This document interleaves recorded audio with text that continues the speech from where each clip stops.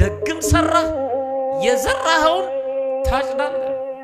የሥራህን ይስጥህ ይላሉ ኢትዮጵያውያን። የሚገርም የሥራህን ይስጥህ ወገኖቼ። የሥራህን ይስጥ ማለት እርግማን አይደለም። ክፉ ሰው ነው እርግማን ይመስለው ስራውን ስለሚያውቀው። በእርግጥ ለምርቃት አንጠቀምበትም። ብዙ ጊዜ የሥራህን ይስጥ የሚለው ሲከፋን፣ ስንበሳጭ፣ ስንበደል ነው። እግዚአብሔር እንደ ሥራ ይክፈል ማለት በጣም ከባድ ነው። ራሱ ተናጋሪውም እንዲያስብ ያደርገዋል። በኋላ አሳያቸዋለሁ ምን ማለት እንደሆነ። ሁለተኛ ጥቅስ ልጨምር። የሐዋርያው ቅዱስ ጳውሎስ መልእክት ለሮም ሰዎች ምዕራፍ 2 ቁጥር 6 ላይ እርሱ ለእያንዳንዱ እንደ ሥራው ያስረክበዋል ይላል። የሚገርም ነው። እንደምኑ ያስረክበዋል? እንደ ሥራው። እንደ ሥራዋችን ይስጠን ወይስ እንደ ቸርነቱ ቢሰጠን ይሻላል?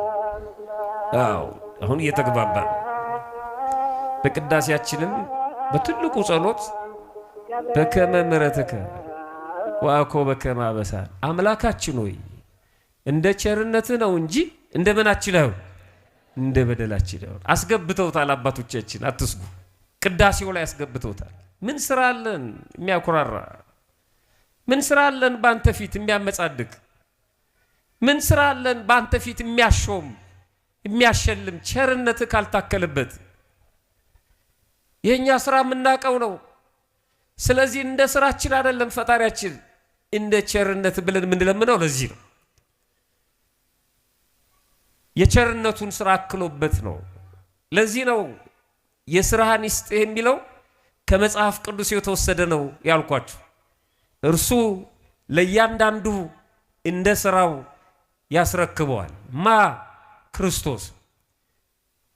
በዮሐንስ ራእይ ምዕራፍ 22 ቁጥር 12 ላይ እነሆ በቶሎ መጣለሁ ይላል።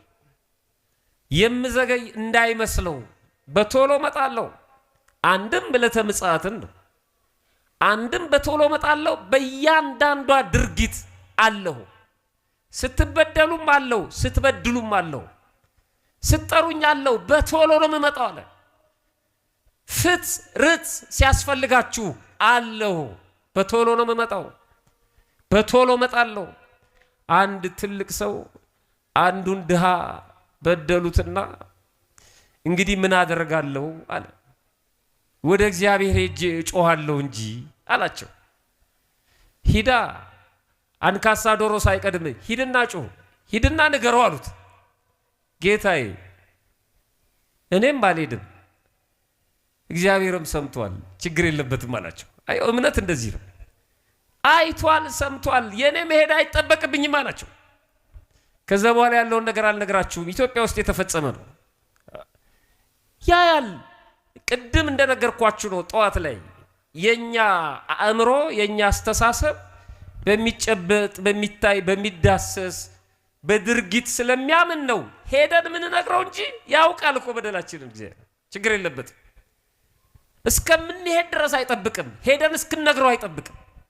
ያያል። እነሆ በቶሎ እመጣለሁ አለ። ምን ሊያደርግ?